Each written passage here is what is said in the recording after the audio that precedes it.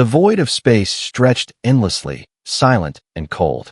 Through it moved a sleek silver vessel, thin as a blade, dark as midnight, cutting through the darkness like a fallen star. Inside the craft, two alien sisters sat in silence. The soft blue lights of the control panels reflected on their flawless skin and sharp, elegant faces. Their eyes burned with quiet anger. Lyra sat at the front, hands gripping the controls even though the ship was flying on autopilot. Her silver eyes glowed faintly, reflecting her fury.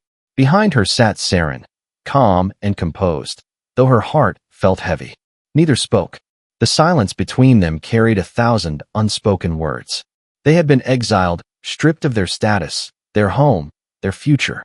On their world, Virelia, unity was law. Every citizen thought the same, dressed the same, obeyed the same orders. To question that system was to challenge the very core of their society. But Lyra had dared to speak. She had said, "We are not machines. We are souls. We deserve freedom." That sentence alone was enough to mark her as dangerous. Seren, loyal to her sister, had refused to abandon her. And now, both were being punished. The ship's computer repeated its final message in a cold robotic tone. Destination, Earth.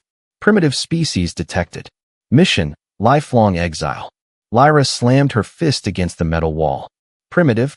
They call humans primitive, yet they throw us away like broken tools. Seren's voice was soft, but there was steel in it. They fear what they don't understand. You know that. Fear. Lyra's lip curled. They fear individuality, not danger. And we will prove them wrong, even if we have to start over on a world full of chaos. Outside the viewport, a small blue planet appeared, shining beneath its white clouds, surrounded by the black sea of space. Earth, their new prison. As the ship descended into its atmosphere, flames surrounded the hull. The roar of re-entry shook the cabin. Both sisters gripped their seats, the vibration rattling their bones. The temperature spiked. The ship's alarm screamed. Stabilizers failing, the computer warned. Lyra laughed bitterly. Of course they fail. Even the stars spit on us now. Seren reached across, grabbing her sister's hand. Hold on, Lyra. We survived this, like we always do. The craft tore through the clouds and smashed into the earth below, carving a deep trench into a grassy field just outside a sprawling human city. Smoke hissed from the hull as the engines died. For a moment, everything was still. Then, with a hiss of steam, the hatch opened.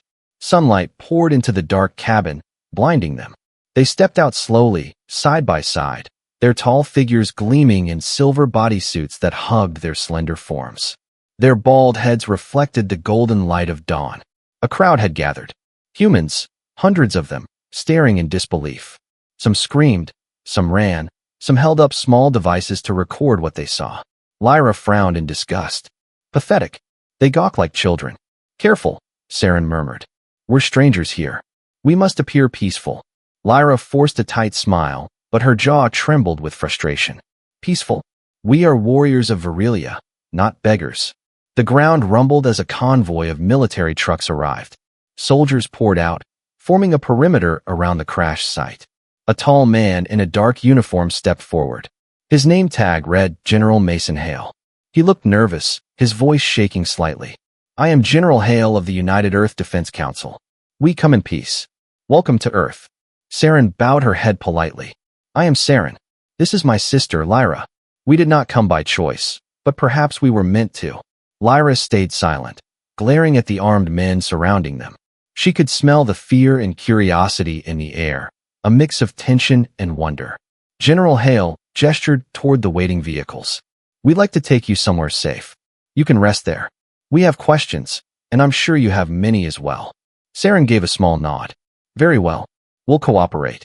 Lyra clenched her fists but followed her sister's lead. As they stepped into the armored vehicle, she whispered, They think they're protecting us. They have no idea who they're dealing with. The city lights flickered outside the window as the convoy moved toward the government facility.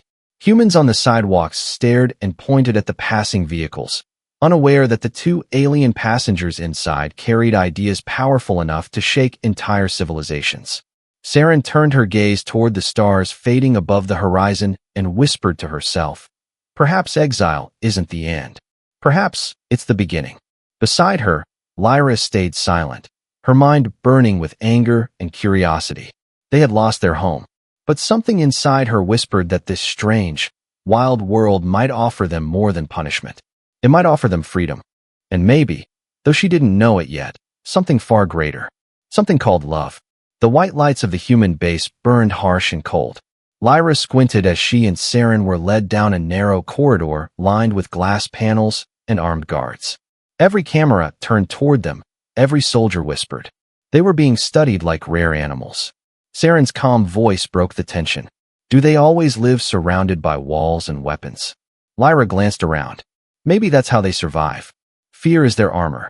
The sisters were escorted into a metal room with a single table and 2 chairs. A mirror covered one wall, a perfect place for hidden observers. Moments later, the door opened and General Mason Hale entered with 2 scientists. He smiled, trying to look friendly, but his eyes were sharp, calculating. Welcome again, he said, sitting down. We mean you no harm. We just want to understand who you are. Lyra crossed her arms.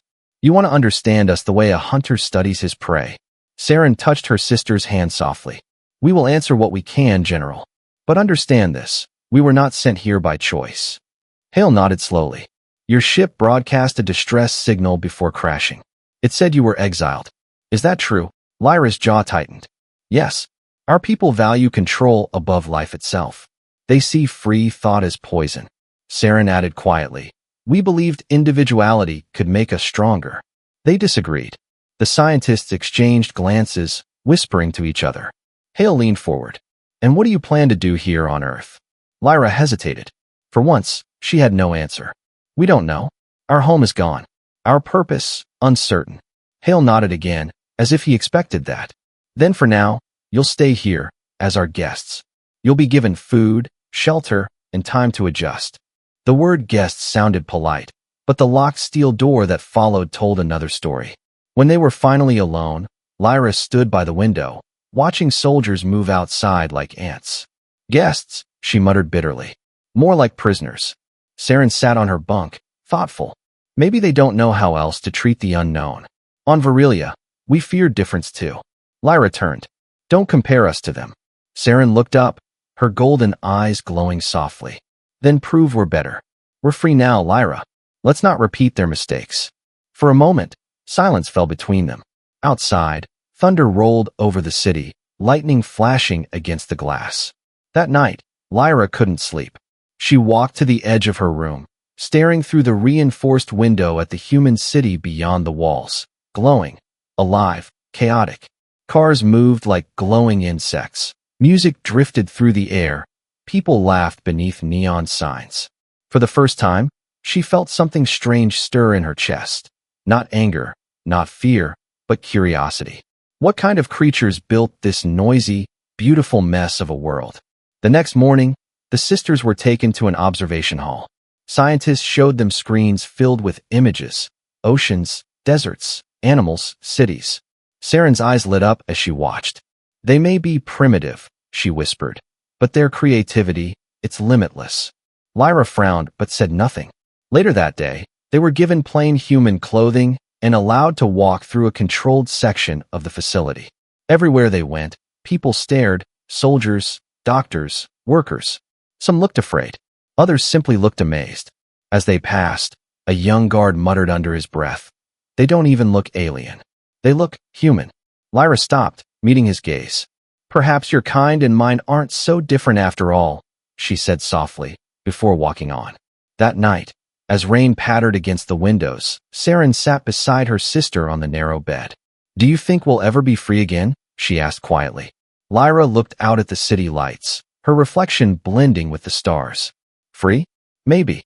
But freedom means nothing without purpose. Seren tilted her head. "And what will our purpose be?" Lyra didn't answer. Her mind was racing, about the humans' resilience, their endless questions, their refusal to give up despite their weakness. Maybe Earth wasn't a prison. Maybe it was a test, one that would decide who they truly were. As lightning flashed across the horizon, Lyra whispered, "They call us dangerous, but these humans, they might be the most dangerous of all." Seren smiled faintly. "Then perhaps we're home among equals." And as the storm faded into the night, neither of them noticed the hidden cameras still watching, recording every word, every expression. Because to the humans, they weren't guests. They were a mystery waiting to be solved or controlled. And somewhere deep inside the human base, a new order was already being written. Study them, learn from them, and never, ever let them go. The next morning, the steel door opened with a soft hiss. 2 guards stepped in, followed by General Hale. His expression was calm, but there was a new sharpness in his tone. Lyra, Seren, the council has approved supervised visits outside the facility. You'll see the city, but remember, you're being watched. Lyra smirked. Watched? We've been watched since the moment we fell from the sky. Seren elbowed her gently. Let's not make enemies, sister. Curiosity might be our key to freedom. The humans provided them with plain clothes, jeans, boots, and long coats that hid their metallic suits beneath. For the first time, the sisters walked through the heart of a human city, surrounded by the hum of life. It was chaos. Loud, bright, alive. Metal beasts roared down the streets. Neon lights flickered in every color. People hurried past with cups of steaming drinks, their faces glowing with exhaustion and joy. Lyra stared, fascinated despite herself. This world shouldn't work, she whispered. It's noise and confusion, yet somehow it thrives. Seren smiled softly. Maybe that's what makes them powerful, the ability to live in chaos and still find beauty. Their escort, a young soldier named Captain Reed, noticed the wonder in their eyes. Not what you expected? He asked. Lyra shot him a sideways look. We expected dirt and darkness. Instead, we find light and too many smells. Reed laughed. That's the city for you. Welcome to humanity's mess. As they walked through a crowded marketplace, vendors shouted from every direction, selling fruit, books, and trinkets. The air smelled of spice, oil, and rain. Seren stopped by a small stall where an old woman sold hand-woven bracelets. She picked one up, a simple loop of colored thread. This, you make it with your hands. The woman nodded, smiling. Every stitch tells a story. Want to try one? Seren hesitated, then nodded. The woman tied it around her wrist gently. There, a gift. For luck. Lyra frowned. You just give it away? Without payment. The woman chuckled. Some things aren't about price, dear. Sometimes, you just give because it feels right. Lyra stared at the bracelet, confused. The idea of giving without reason, of kindness without command, it was alien to her. Further down the street, children played near a fountain. One ran up to Seren, offering a red flower. For you, Space Lady, he said with a grin before darting away. Seren's heart softened. She turned the flower in her hand. They fear us, and yet, they smile at us. Strange creatures. Reed watched her with quiet admiration. We're complicated. That's what makes us human. As they returned to the vehicle, Lyra looked back at the city. For the first time since leaving Virelia, something stirred deep inside her. Not anger, not rebellion, but a sense of possibility. That night, back in their quarters, Lyra couldn't stop pacing. Seren, these humans, they live without order, without unity. And yet, they build, they dream. How? Seren lay back on her bunk, her voice soft. Maybe because they're allowed to fail. Because no one controls their thoughts. Lyra's voice dropped to a whisper. Do you think that's why the collective feared us? Because we wanted to feel like them? Before Seren could answer, the door slid open again. Captain Reed entered, holding 2 thin books. Thought you might like these, he said awkwardly. They're human stories. About freedom. Lyra took one, flipping through the pages. You humans trap words inside paper? Fascinating. Reed smiled. We call it literature. Some of our greatest revolutions started with stories. When he left, Seren smiled knowingly. He likes you. Lyra froze, caught off guard. Don't be absurd. He's just curious. Seren laughed softly. Curiosity is how all dangerous things begin. For a long time, Lyra stared at the small bracelet on her wrist, at the red flower now resting in a glass of water. She didn't understand this world, its people, their kindness, their chaos. But she wanted to. And deep down, beneath the iron armor of her anger, a spark had begun to burn. Something dangerous, something new. Curiosity was becoming connection. And connection could become love. Outside their window, the city pulsed with light and life. For the first time, Earth didn't feel like a prison. It felt like a heartbeat, wild, flawed, alive. Lyra whispered to herself, maybe punishment isn't what they gave us. Maybe it's what they freed us from. And as she lay down beside her sister, she felt the storm of change stirring beyond the stars, a storm that neither Virelia nor Earth was ready for. Rain fell against the glass that night, a steady rhythm echoing through the walls of the human facility. The world outside was drenched in silver light, the city glowing like a living organism under the storm. Inside, Lyra couldn't sleep. Her mind replayed the day, the old woman's smile, the child's laughter, the soldier's kind eyes. All of it felt wrong, yet strangely right. She sat by the narrow window, her reflection blending with the storm clouds. They fear us, and yet they welcome us, she whispered. How can a species be so contradictory? Seren stirred on her bed, her voice calm and thoughtful. Maybe that's their secret. They live in contradiction and still find harmony. Lyra didn't answer. Her chest ached, a feeling she didn't understand. The Virelian Collective had taught them to suppress emotions, to act as one mind. But here, among humans, she was feeling everything. Curiosity, anger, fascination, and something far more dangerous, attachment. The door buzzed softly. It opened, revealing Captain Reed and Lieutenant Harris, the soldiers assigned to their detail. Both looked uneasy.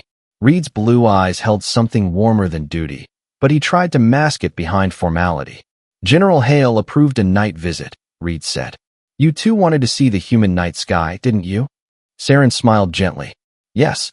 Stars look different from this world. Lyra hesitated. We don't need your charity. Reed smirked. Good thing it's not charity.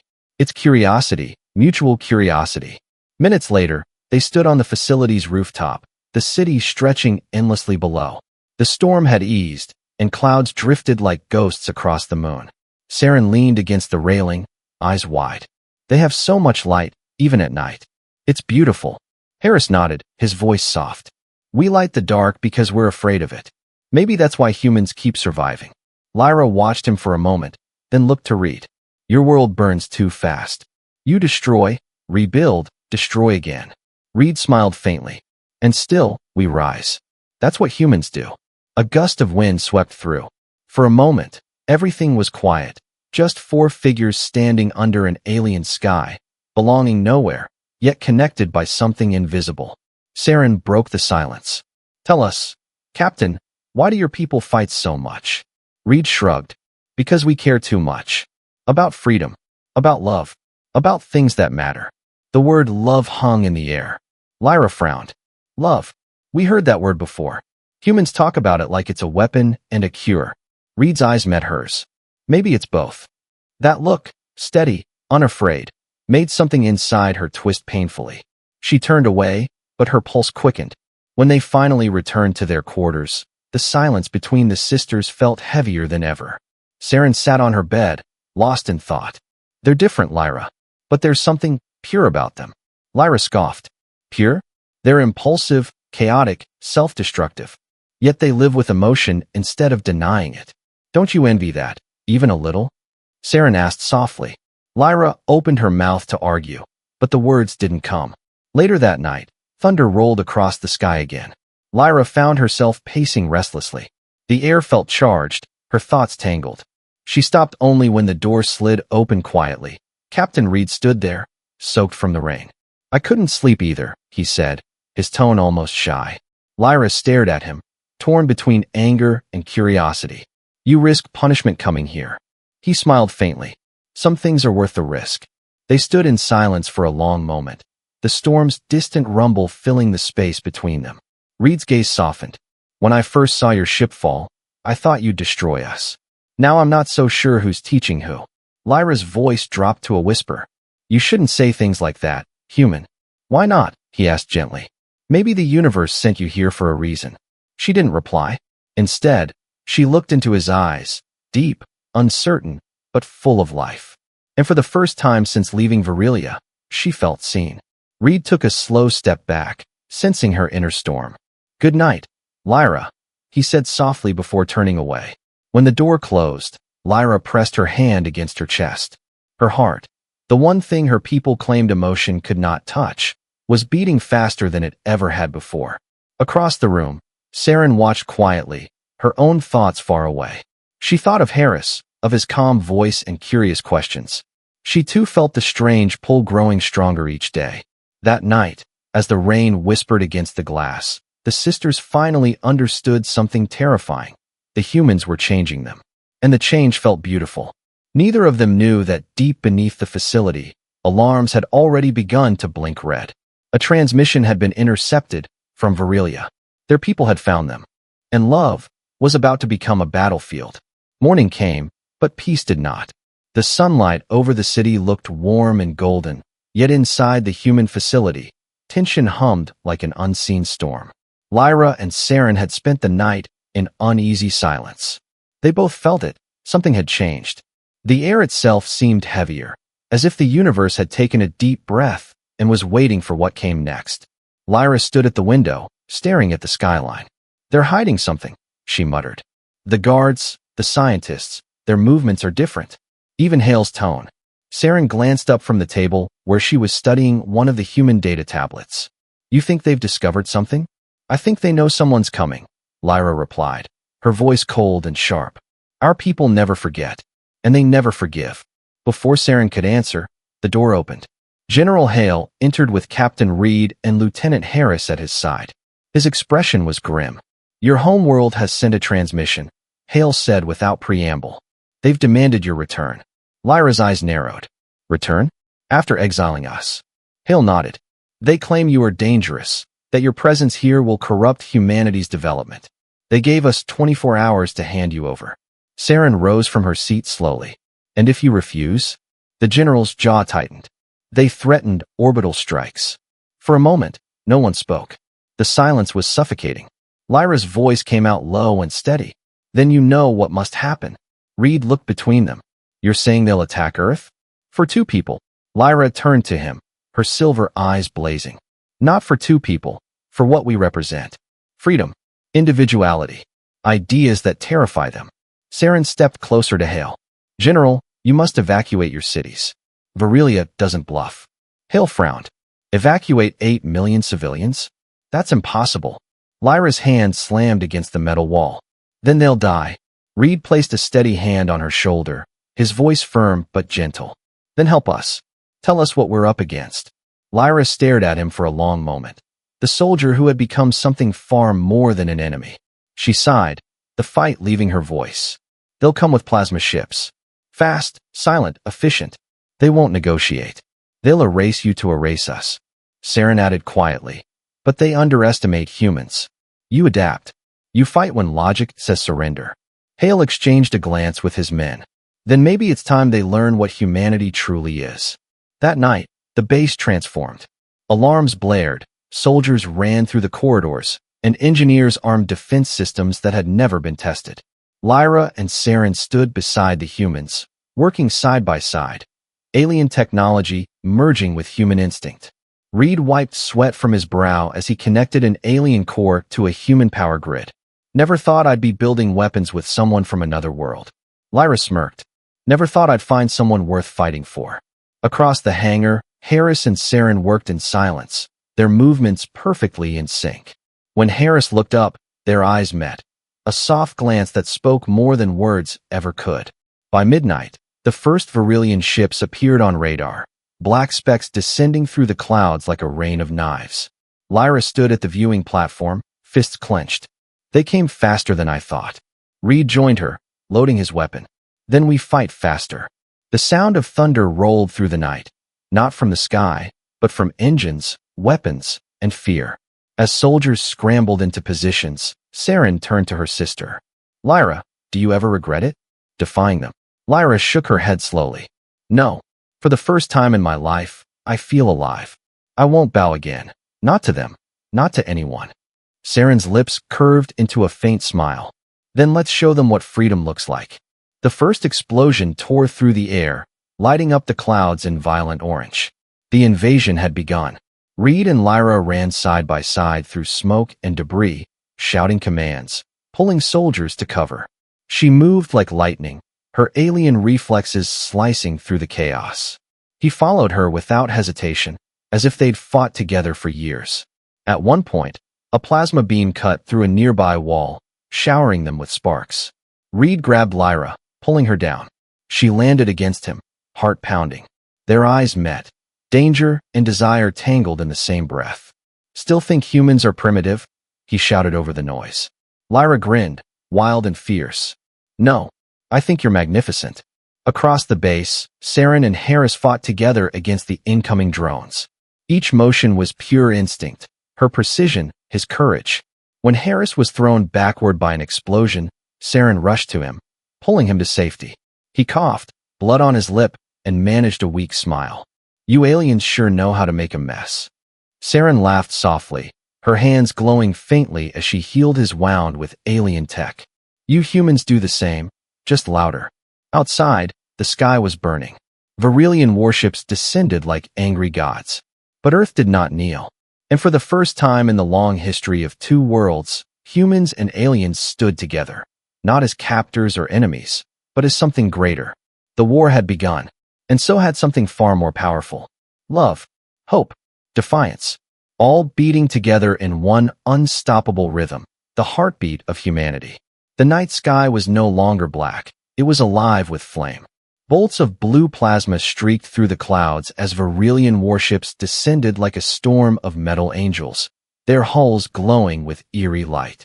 The air trembled with the roar of engines and the thunder of human anti-air cannons firing upward in defiance.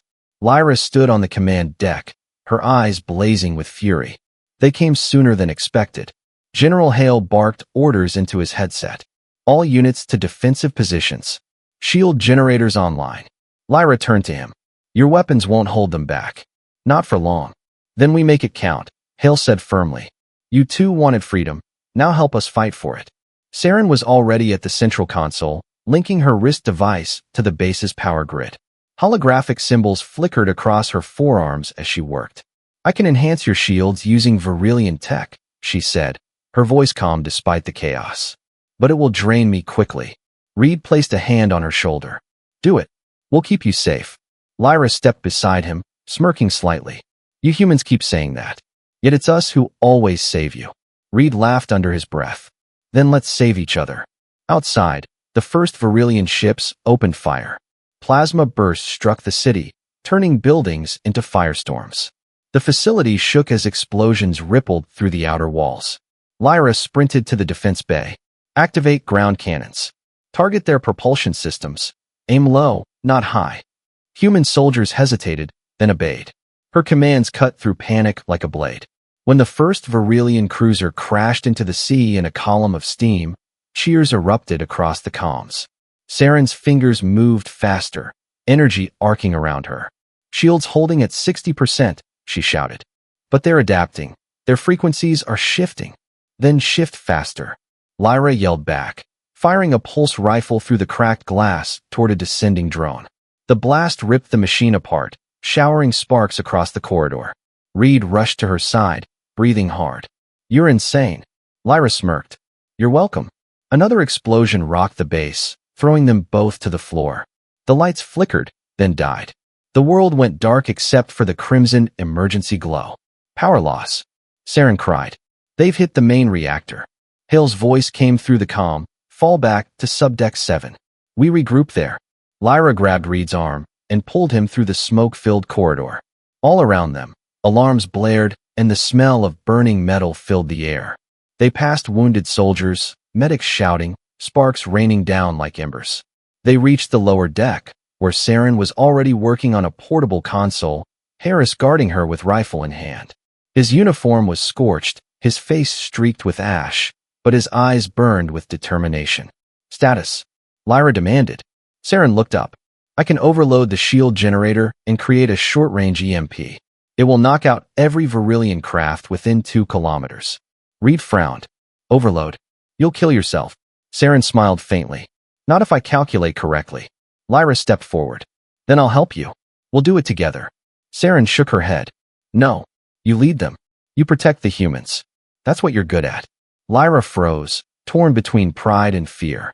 For the first time, she saw her sister not as the calm one, but as the brave one. Seren turned to Harris, her voice soft. "If I fail, promise me you'll destroy the core before they can use it." Harris's jaw tightened. You're not failing. Not tonight. He pressed his forehead to hers. A brief, silent goodbye. Seren closed her eyes and plunged her hands into the generator's control core. Blue light flared, crawling up her arms like fire. She screamed, not from pain, but from power, as the energy surged outward in a blinding wave. The entire sky flashed white. For a moment, there was silence. Then, one by one, the Virelian ships began to fall, their systems fried, their engines dying. Fireballs lit the clouds as they crashed into the ocean and the fields beyond the city. The humans watched, stunned. It looked like the heavens themselves were breaking apart. When the light faded, Lyra found Seren collapsed beside the sparking generator, her breathing shallow but alive. Reed ran up, awe in his voice. She did it. She actually did it. Lyra knelt beside her sister, tears mixing with the soot on her face. You stubborn fool, she whispered. You saved them all. Seren's lips curved into a weak smile. No, we saved them. Outside, the sky was clearing. The last of the enemy's ships burned like falling stars, their wreckage scattered across the horizon. Lyra stood slowly, looking out at the dawn breaking through the smoke. It's over, she said. Reed shook his head, gazing at the fires beyond the walls. No, it's just beginning. Because somewhere out there, beyond the wreckage, the Virelian command was still watching, and the message was clear. 2 exiles and a handful of humans had just defied an empire, and the galaxy would never be the same again. The war was over, but the air still carried the scent of smoke and iron. The once bright city now stood half-ruined. Towers blackened, streets cracked, and the sky streaked with the fading trails of burning ships. Yet, through the destruction, life was returning. People emerged from bunkers and shelters, blinking up at the rising sun. Humanity had survived. Lyra walked slowly through the wreckage, her silver boots crunching against the broken glass. Around her, human soldiers worked to rebuild the power lines, clear debris, and tend to the wounded. Every face she passed told the same story: exhaustion, pride, and something else she had never seen before on Virelia: hope. Seren leaned against a damaged transport vehicle, her skin pale and still faintly glowing from the energy she had absorbed. Harris stood beside her, refusing to leave her side even for a moment. You should rest, he said quietly. She smiled weakly. If I rest now, I'll dream of fire. I'd rather see the sunrise. Lyra approached, a faint grin crossing her face. You nearly fried yourself saving this planet. Seren met her gaze, her voice soft but firm. And yet, we're alive. That's more than I expected. Reed joined them, carrying 2 canteens of water. His uniform was torn, streaked with soot, but his eyes were alive with determination. The council back home is losing its mind, he said. Half the satellites are gone. They're demanding answers. Lyra smirked. Let them demand. For the first time, they'll have to look beyond their walls and see what freedom looks like. Seren nodded, her voice trembling. Our people will see Earth as a threat now. Reed shook his head. Or maybe they'll see it as a lesson. They fell silent, listening to the sounds of the humans working. Laughter, shouting, clanging metal. The world was scarred but alive. As the sun climbed higher, the city shimmered in the golden light of rebirth. Children ran through the streets, chasing drones that had fallen powerless to the ground. Vendors were already setting up makeshift stalls, selling food to the soldiers. Lyra watched it all with a strange ache in her chest. When I was exiled here, I thought I'd landed in hell, she whispered. But maybe this is heaven in disguise. Reed stepped beside her, his voice low. You gave us something, Lyra. You made us fight not just for survival, but for meaning. She turned to him, her expression softening. And you gave me something too, human. You taught me that strength doesn't come from control. It comes from heart. For a long moment, they stood close, the ruins of the world around them glowing under the morning sun. There was no need for words. Nearby, Seren watched, smiling faintly before looking at Harris. They'll never understand this, you know, she said. Harris chuckled. Maybe they don't need to. Maybe it's enough that we do. Seren looked toward the sky, her golden eyes reflecting the light. Do you think they'll come again? They will, Harris replied. Empires always do. But next time, they won't find an easy target. Seren nodded. Then we'll be ready. That night, as the stars reappeared above the silent ruins, The four of them gathered on a hill overlooking the city. Below them, the rebuilt power grid flickered to life, each light a symbol of resistance. Lyra spoke softly. Back on Virelia, they taught us that love was weakness. That emotion made us vulnerable. But here, I see it's the opposite. Love is what kept this world standing. Seren smiled. Love is what made us fight.